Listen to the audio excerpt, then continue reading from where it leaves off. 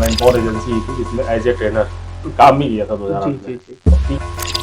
कोई प्रेशर में आप कोई काम ना करें, जो काम आपको लगे कि हाँ ये काम हम कर सकते हैं, उसी प्रोफेशन में आप एंट्री करिए। मैन पावर का काम आप शुरू करते हैं तो तुरंत आपको गवर्नमेंट सेक्टर में काम नहीं मिलता है।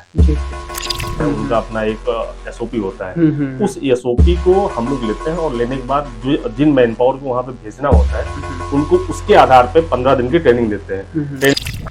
फाइनेंशियल में अब विभाग के ऊपर नहीं डिपेंड करता, जिसको चाहे उसको दे दें। समझा के रैंडमली किसी भी एक कंपनी को सेलेक्ट कर लिया जा के दे देगा, अवार्ड हो जाएगा, तो वो टेंडर उसको अलॉट हो जाएगा। देन उसके बाद फिर वो फर्दर आगे की कंटिन्यू जो प्रोसीजर होगा वो फॉलो करेगा। 7 महीना साइटों से पेमेंट नहीं मिला, तो मतलब वो सारा भार आपकी जेब पे गया? वो पूरा भार हमारी जेब पे गया।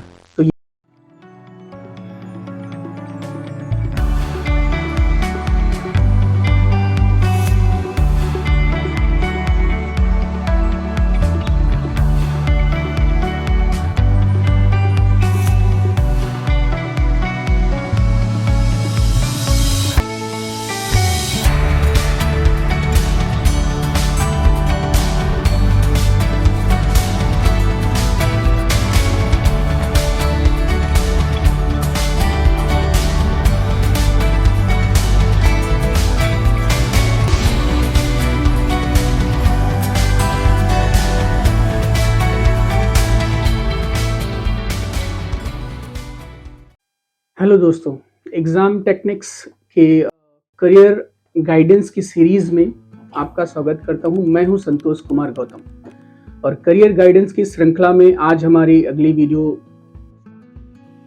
अगले जो सेशन में जो मौजूद हैं एक नई पर्सनालिटी के साथ, जिनका नाम मिस्टर मनोज है और ये कंसल्टेंसी फर्म चलाते हैं अपनी। इनकी काफ़ी पुरानी फर्म है और लगभग 12 साल का एक्सपीरियंस हो चुका है, जो कि मैन पावर सप्लाई करते हैं गवर्नमेंट और प्राइवेट सेक्टर में। तो इस सिलसिले में अगर कोई स्टूडेंट, कोई छात्र, कोई युवा अगर अपना करियर बनाना चाहता है तो उसके कौन कौन सी उसको चुनौतियां फेस करनी पड़ सकती हैं, कौन कौन सी प्रॉब्लम्स होते हैं, उनके क्या बेनिफिट्स हैं, pros and cons and all, सारी ईच एंड एवरी इंफॉर्मेशन आपको इसी वीडियो में मिलेगी। और इस वीडियो आखिर तक अगर आप बने रहेंगे तो इससे जुड़े हुए और दूसरे भी पहलू हैं जो आपको समझ में आ सकते हैं। आप उसको ध्यान में रखते हुए अपना फ्यूचर, अपना करियर इस स्ट्रीम में भी आगे बढ़ा सकते हैं।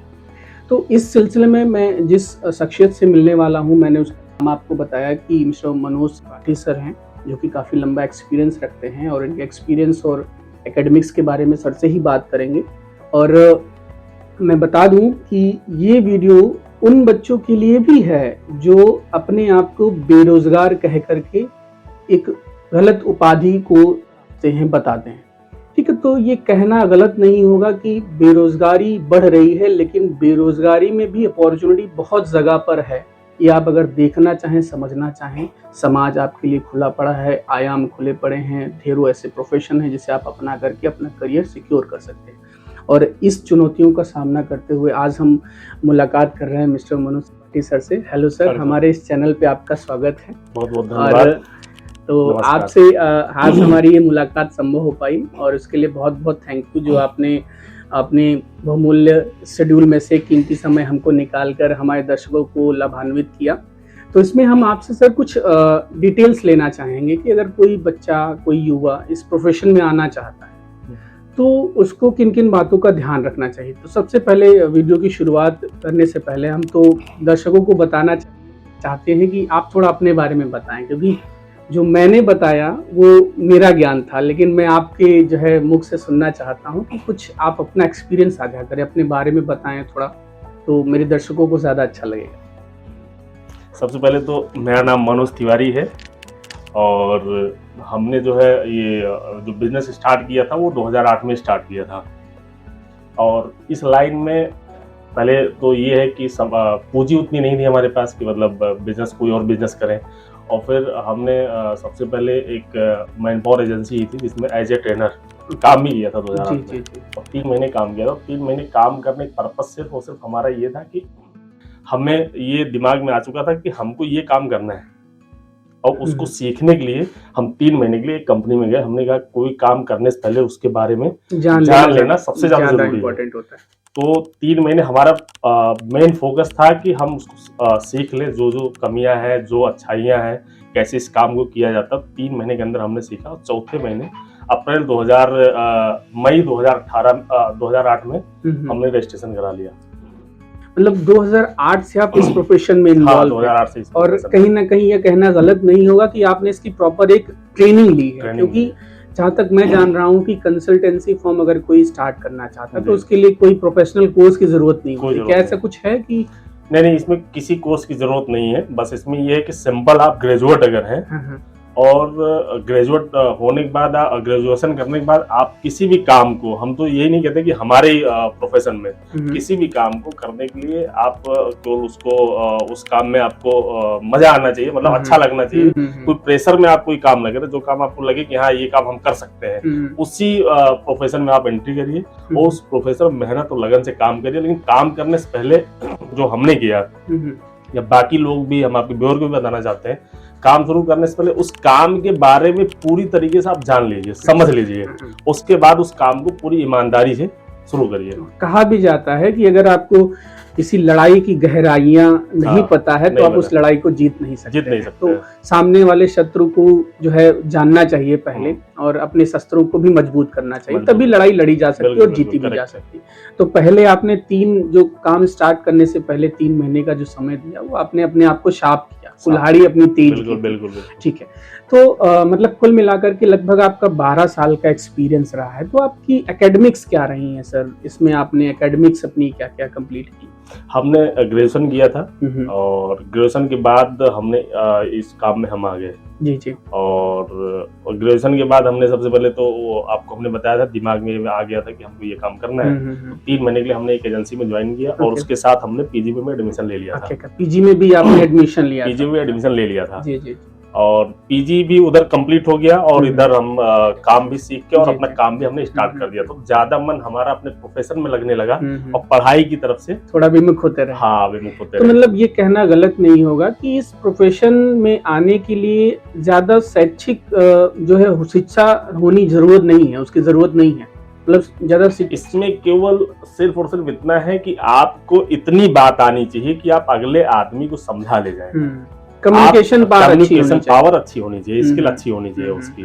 और आप कोई भी काम करें ईमानदारी से करें, जो भी जिससे कमिटमेंट करें। जैसे इसमें मेन क्या होता है, क्लाइंट आपका खुश रहना चाहिए, क्लाइंट का आपके ऊपर से भरोसा नहीं हटना चाहिए। तो उसको आप कैसे खुश रखते हैं, सर्विस अपनी कैसे अच्छी रखते हैं जिससे वो खुश रहे, तो आप धीरे धीरे करके ग्रोथ कर सकते हैं। सर क्या मतलब जो आपकी ये मैन पावर सप्लाई की जो सर्विस है, तो क्या आप इसमें गवर्नमेंट सेक्टर में डील करते हैं या फिर प्राइवेट सेक्टर में भी डील करते हैं? नहीं, सबसे पहले तो हम आपको बेसिक बता दें। इसमें एक्चुअली जब मैन पावर के काम आप शुरू करते हैं तो तुरंत आपको गवर्नमेंट सेक्टर में काम नहीं मिलता है। जी। पहले नहीं मिल रहा था, पहले की गवर्नमेंट, क्योंकि हमने काम 2008 में स्टार्ट किया था। तो उस समय सबसे पहले हमने प्राइवेट में स्टार्ट किया और प्राइवेट में हमने एक नामी गिरामी कोचिंग सेंटर थे उस समय। और नाम नहीं लूंगा। जी बिल्कुल। तो उसमें हमारे मतलब 7 मैन पावर हमने सबसे पहले वहां पे लगाए थे और 7 मैन पावर से धीरे धीरे करके वहां पे 70 मैन पावर हमने कंप्लीट किया। और जबकि उस समय कंपटीशन में 3 एजेंसियां थी हमारे साथ। 7 मैन पावर हमारे लगे थे, 7 मैन पावर किसी और एजेंसी के लगे थे, 7 मैन पावर किसी और एजेंसी के लगे थे। कंपटीशन वहां पर भी, वो कंपनियां बड़ी बड़ी थी। उनसे बढ़ा के हम धीरे धीरे करके 70 आदमी हुए। फिर धीरे धीरे करके 1-2 और जगह काम मिला प्राइवेट में। 2-3 साल लगातार काम करते रहे। 3 साल कंप्लीट होने के बाद फिर हमको हमारा कुछ एक्सपीरियंस बढ़ा, कुछ टर्नओवर बढ़ा, फिर उसके बाद गवर्नमेंट में काम मिलना स्टार्ट हुआ। तो मतलब गवर्नमेंट क्या फ्रेशर को अपॉर्चुनिटी नहीं देती है? उस समय नहीं देती थी, लेकिन अभी जब से मोदी जी बीजेपी गवर्नमेंट आई है जी। और यूपी में खासकर जब से योगी जी की गवर्नमेंट आई तब से स्टार्टअप और एमएसएमई को ज्यादा ध्यान दिया जा रहा है। इनको बढ़ावा देने के लिए 50 लाख तक का काम लेने के लिए एक्सपीरियंस और टर्नओवर में छूट दिया जाता है। तो उससे नई कंपनियां भी पार्टिसिपेट कर सकती है टेंडर में। अगर 50 लाख तक का काम है तो उसका कोई एक्सपीरियंस की जरूरत नहीं है, कोई ईएमडी की जरूरत नहीं है, कोई टर्नओवर की जरूरत नहीं है। तो वो धीरे धीरे करके उसमें आगे बढ़ सकता है। 50-50 लाख तक का काम करके वो धीरे धीरे अपना टर्नओवर भी बढ़ा लेगा, एक्सपीरियंस भी बढ़ जाएगा। और जब एक्सपीरियंस और टर्नओवर बढ़ जाएगा तो फिर वो आसानी से मार्केट तब में गवर्नमेंट देखती है कि हाँ, हाँ। इनके पास एक्सपीरियंस हो चुका है और अच्छी जो है सर्विस फैसिलिटीज भी है इनके पास, सर्विस तब वो अपॉर्चुनिटी और ज्यादा आपको हाँ। दे सकते हैं, काम और बढ़ के मिलेगा। बिल्कुल। तो ये तो गवर्नमेंट सेक्टर की बात हो गई कि गवर्नमेंट सेक्टर में अगर कोई मतलब टेंडर लेना चाहेगा तो फिर एक प्रोसीजर से होके गुजरना पड़ेगा। अगर प्राइवेट सेक्टर में कुछ कंपनियां, बड़ी कंपनियां आपसे कॉन्ट्रैक्ट करती हैं और चाहती हैं कि अपनी फर्म में जो है मैन पावर जो है आप प्रोवाइड करवाएं, तो क्या नॉर्म्स फॉलो करने पड़ेंगे या फिर क्या प्रोसीजर हो सकता है? उसके लिए सबसे पहले तो यूपी गवर्नमेंट का मिनिमम वेजेस रेट है। जो मिनिमम वेजेस रेट होता है वो 8 घंटे का, वो हम लोग चार्ज करते हैं। पीएफ चार्ज करते हैं, ईएसआईसी चार्ज करते हैं, वीकली ऑफ 4 वीक ऑफ होता है वो चार्ज करते हैं। वो सब चार्ज करते हुए हम लोग वहाँ पे फिर उनका भी एक टर्म्स ऑफ कंडीशन होता है कि हमें इस टाइप के मैन पावर चाहिए, ये काम हमारे यहाँ करना है। उनका अपना एक एसओपी होता है, उस एसओपी को हम लोग लेते हैं और लेने के बाद जो जिन मैन पावर को वहाँ पे भेजना होता है उनको उसके आधार पे 15 दिन की ट्रेनिंग देते हैं। ट्रेनिंग दे के कंप्लीट करके फिर हम लोग मैन पावर प्राइवेट सेक्टर में प्रोवाइड करते हैं। ओके, मतलब एक उनका भी नॉर्म्स एंड रेगुलेशन है जो आपको फॉलो करने पड़ेंगे, तभी वो भी आपको जो है कंसल्ट कर सकते हैं। उनके हिसाब से हमें सर्विस देनी होती है। हाँ। और जाहिर सी बात है, कंपटीशन बढ़ा हुआ है, पैसा वो दे रहे हैं हम लोग, कंपटीशन बढ़ रहा है, भाई चीजें मांगेंगे वो अपने हिसाब से। तो अगर कोई युवा इस प्रोफेशन को अपना करियर बनाना चाहता है, अगर चाहता है कि वो अच्छी जो है इनकम यहाँ से जनरेट करे, तो लगभग उसको कितनी पूंजी की जरूरत होगी कि कितने में मिनिमम बजट में ये बिजनेस स्टार्ट हो सकता है?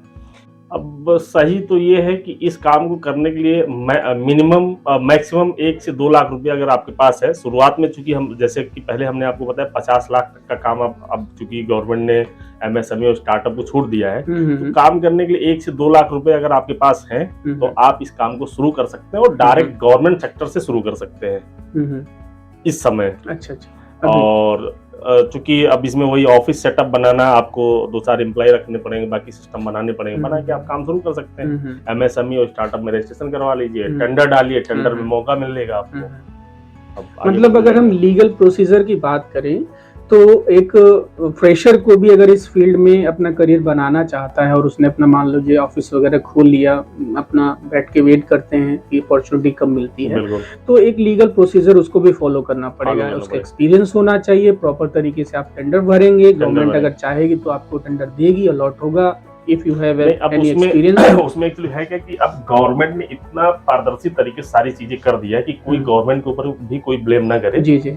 उसमें अब जैसे टेंडर जो भी होते हैं जेम पोर्टल के माध्यम से टेंडर होते हैं। और उसमें एक सॉफ्टवेयर गवर्नमेंट ने डेवलप कर दिया। उस सॉफ्टवेयर के माध्यम से मान लीजिए 10 कंपनियां क्वालिफाई हुई, टेक्निकल में 10 कंपनियां क्वालिफाई हो गई। अब 10 कंपनियां टेक्निकल क्वालिफाई करके फाइनेंशियल में पहुंच गई। फाइनेंशियल में अब विभाग के ऊपर नहीं डिपेंड करता, जिसको चाहे उसको दे दे।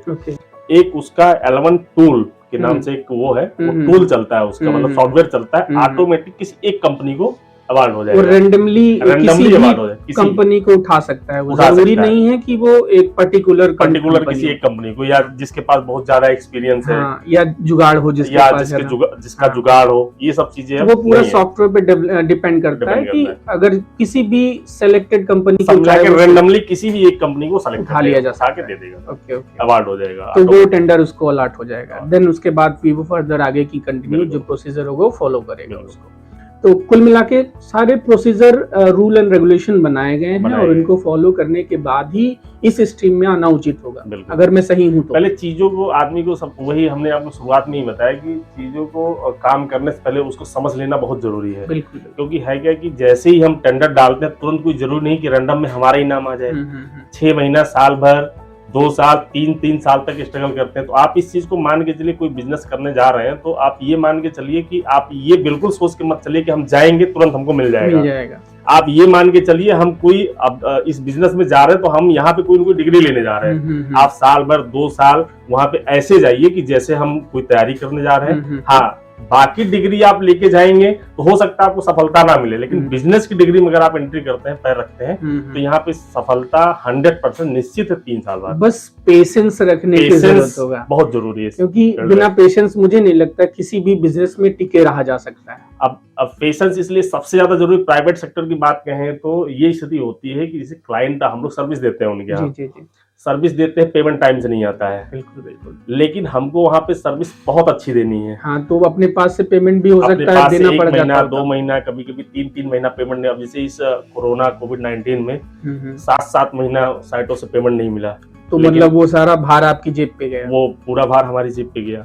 तो ये भी सरवाइव करना पड़ सकता है। ये यही सब चैलेंज है। मतलब व्यूअर्स इस बात को स्पेशली ध्यान दें कि हो सकता है कभी ऐसी सिचुएशन आ जाए कि आपका जो भी क्लाइंट है जिसके थ्रू आपको टेंडर अलॉट हुआ है, मिला है, और वो अपनी सर्विसेज कंटिन्यू करना चाहता है, लेकिन अब वो पैसा देने की कंडीशन में नहीं है, तो हो सकता है आपको एट दैट टाइम आप खुद अपनी जेब से भी चीजें सरवाइव करनी पड़ेंगी, क्योंकि भाई आपने लोगों को जोड़ा है तो आपको तो उन्हें देना ही देना है, और साथ में अपने क्लाइंट को भी बना के रखना है। तो फिर थोड़ा सा आपको अपने पास से भी करना पड़ सकता है। तो आपको इसके लिए हर समय उन्होंने पेमेंट दिया है, हमेशा तो कभी रोका नहीं। इस समय कभी परेशानी हो गई, पेंडेमिक कैसा, कोविड-19 ऐसा वो था, तो उसमें दिक्कत सबके साथ हुई। उन्होंने पेमेंट रोका तो उस समय हमें उनका सपोर्ट करने की जरूरत था। हम कभी वो हमारा सपोर्ट करते, कभी हम उनका सपोर्ट करते। तो इसी से भरोसा और संबंध दोनों कमाएंगे, तो ये कहीं ना कहीं फ्यूचर में आपको और हेल्प देगा भाई, इस बिजनेस से और सर्विस सेक्टर हमारा और ग्रो हो जाएगा। अब आज की डेट में इसी भरोसे की बात है कि जो 2008 से 2009 से लेके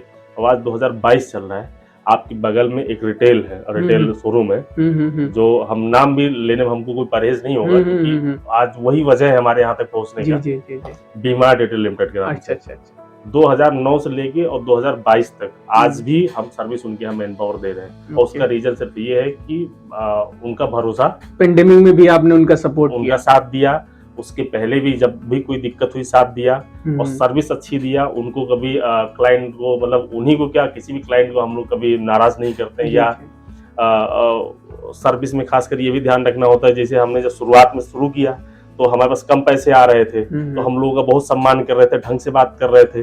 और जब हमारे पास पैसे आने स्टार्ट हो गए तो हमारे अंदर ईगो आ जाए। अगर बिजनेस में ईगो आ गया तो आप समझ लीजिए वहीं खत्म है, फिर बिजनेस आपसे नहीं होगा, नहीं हो पाएगा। आप जब आपके पास 3 मैन पावर, 4 मैन पावर, 10,000 की इनकम थी, आप तब जैसे क्लाइंट से मिलते थे, आज आपके पास 10 लाख की इनकम है, आज भी आप वैसे ही क्लाइंट से मिलेंगे, तो आप कंटिन्यू आगे बढ़ते जाएंगे। कस्टमर भगवान होता है और भगवान के सामने झुकना पड़ेगा। बिल्कुल बिल्कुल, बिना झुके काम नहीं होता। बिल्कुल, बहुत सही बात कही आपने। तो सर ये एक बात और मैं जानना चाहूंगा कि जैसे कि आज के युवाओं में एक मानसिकता है, अपनी वो शिक्षा जो है कंप्लीट करते हैं, एजुकेशन कंप्लीट करते हैं, और उसके बाद एक माइंडसेट बना लेते हैं। जैसे एक वर्ग को अगर हम एलीट वर्ग को हटा देते हैं, जो पैसे वाला वर्ग है, उस वर्ग को अगर हटा दे तो middle class and lower class की एक मेंटालिटी है कि भाई हमें केवल सरकारी नौकरी चाहिए, गवर्नमेंट सेक्टर में हमें जाना है।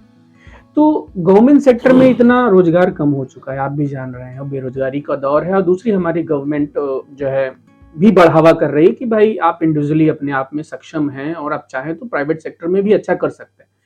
तो क्या ये माइंडसेट सही है कि गवर्नमेंट जॉब के लिए ही बच्चे को लगे रहना चाहिए, या फिर दूसरी अपॉर्चुनिटी भी तराशनी चाहिए जैसे आपने तराशी? ज्यादातर बच्चे क्या होता है कि ज्यादातर बच्चे ये सोचते हैं कि अपनी ग्रेजुएशन के हिसाब से या डिप्लोमा के हिसाब से, स्ट्रीम के हिसाब से उस प्रोफेशन में जाना चाहते हैं। बिल्कुल बिल्कुल। लेकिन वो एक लिमिटेड वो है, विकल्प है। अगर आप उससे हट के और कोई किसी भी स्ट्रीम में जाना चाहें तो वो आपके लिए अनलिमिटेड है। आप बहुत आगे बढ़ सकते हैं, और नौकरी में जाएंगे तो आप मतलब एक लिमिट है, आप मतलब आपको सीमा में बंद कर रह कर काम करना पड़ेगा, आप सर्वाइव कर ले जाएंगे। लेकिन आप ये सोचिए कि हम फॉर्च्यूनर से चल ले, मर्सिडीज से चल ले, तो नहीं, पॉसिबल नहीं है किसी भी। एक तो उतनी सैलरी भी नहीं है, और दूसरा शायद मेरे ख्याल से गवर्नमेंट भी आपसे पूछेगी ना कि भाई इतना पैसा कहाँ से आया, हम दे नहीं रहे हैं। वो तो जाहिर सी बात है, वो तो फिर अगर आप उससे ज्यादा करेंगे तो आप करप्ट कहे जाएंगे, आप मतलब अच्छे अधिकारी या अच्छे इंसान नहीं हो सकते। फिर जब सबको पता है कि आप गवर्नमेंट जॉब में 50,000 रुपए आपकी सैलरी है, आपके पास 4 व्हीलर कहाँ से आ गया, इतना बड़ा घर कैसे आ गया, तो फिर वो दिक्कत होगी। तो यानी कि अगर आदमी प्राइवेट सेक्टर में, बिजनेस या सर्विस सेक्टर में अपना जो है करियर बनाना चाहता है, तो उसके पास जो है आयाम खुले पड़े हैं। जितना चाहे उतना हाथ जितना फैला चाहे। करके ले सकता है, वो बाजार से पैसा ले सकता है, खींच सकता है या फिर कमा सकता है। अब सब मिला के ये जैसे प्राइवेट सेक्टर आप है, आप खुद अपना बिजनेस करना चाहते हैं तो उसमें आप बहुत आगे बढ़ सकते हैं। वो आपके ऊपर डिपेंड करता है, आपके मेहनत के ऊपर डिपेंड करता है, आपकी सोच के ऊपर डिपेंड करता है कि आप कितना बड़ा आदमी बनना चाहते हैं। एकदम पूरे मतलब वर्ल्ड में एकदम आप खुले हैं, आप जिधर चाहे उधर चल सकते हैं, जितना मेहनत करना चाहे उतना मेहनत कर सकते हैं, आप जो पाना चाहे सब मिल सकता है। लेकिन जब आप गवर्नमेंट सेक्टर में चले गए तो आप फिक्स हो गए भाई, जिस दिन आपने गवर्नमेंट की नौकरी ज्वाइन कर ली उस दिन आप फिक्स हो गए। वो आपको सीमा में रह के ही काम करना पड़ेगा। सीमा में रह के ही काम करना है, आप फिर उससे ज्यादा एक्सपेक्टेशंस नहीं रख सकते हैं, क्योंकि भाई वो एक समय के बाद ही बढ़ेगा, जो भी बढ़ना होगा वहां पर आपको सैलरी जो लिमिट में बढ़ेगा। हाँ, वो लिमिट में बढ़ेगा। लेकिन यहाँ कोई लिमिटेशन नहीं, यहाँ कोई लिमिटेशन नहीं, जितना चाहे आप उतना जो है पैसा कमा सकते हैं। तो मतलब ये भी गलत नहीं होगा कहना कि अगर बच्चे को, युवा को किसी अगर करियर का सोचना ही है तो गवर्नमेंट सेक्टर के साथ प्राइवेट सेक्टर की ओर भी उसे देखना चाहिए। बिल्कुल, कि प्राइवेट सेक्टर में भी आयाम खुले पड़े। कुछ युवाओं से तो हम ये बोलना चाहेंगे, जैसे कुछ लोग ये बोलते हैं कि पैसे की कमी की वजह से हम ये नहीं कर पाए, हमारे पास ये डिप्लोमा होता तो हम ये कर लेते, हमारे पास ये चीज होता तो वो कर लेते। उनके लिए सबसे अच्छा एग्जाम्पल है, कोई सब्जी वाला कोई कोर्स करके आता, कोई ट्रेनिंग करके आता, ठेला लगाता, परिवार चलाता, अच्छे जिंदगी जीता है। बिल्कुल, और कभी कभी कोई सब्जी वाला अच्छा भी कर लेता, बड़ी शॉप खोल लेता है, रिटेल में भी कन्वर्ट हो जाता है, रिटेल में भी कन्वर्ट हो जाता है। तो उनके लिए सबसे अच्छा एग्जाम्पल ये कि आप काम करते करते किसी भी स्ट्रीम में जाके आगे बढ़ सकते हैं।